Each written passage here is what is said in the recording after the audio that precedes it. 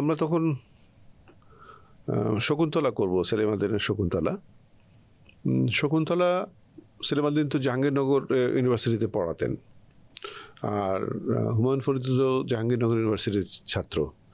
তো এই শকুন্তলা জাহাঙ্গীরনগর ইউনিভার্সিটিতে হয়েছিল এবং সেখানে ফরিদি অভিনয় করেছিল।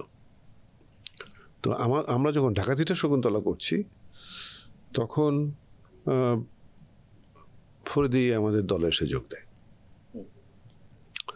আর দলে এসে যোগ দেওয়া মানে ওর একটা যোগ্যতা ছিল, মানুষের সঙ্গে যাকে ওর পছন্দ তাকে মানে সে বন্ধু করে নিতে পারত, আর যাকে সে পছন্দ করতো না তার দিকে ফিরেও তাকাতো না। তো তার ওই যোগ্যতা ছিল, এবং তার যোগ্যতাতেই আমি মনে করি যে ওর যাদের সঙ্গে বন্ধুত্ব হয়েছে এটা তার যোগ্যতাতেই হয়েছে। আমার নিজের তো আমি বিশ্বাস করি যে ওর যোগ্যতাতেই আমাদের বন্ধুত্বের যে রকমটা সেটা তৈরি হয়েছে।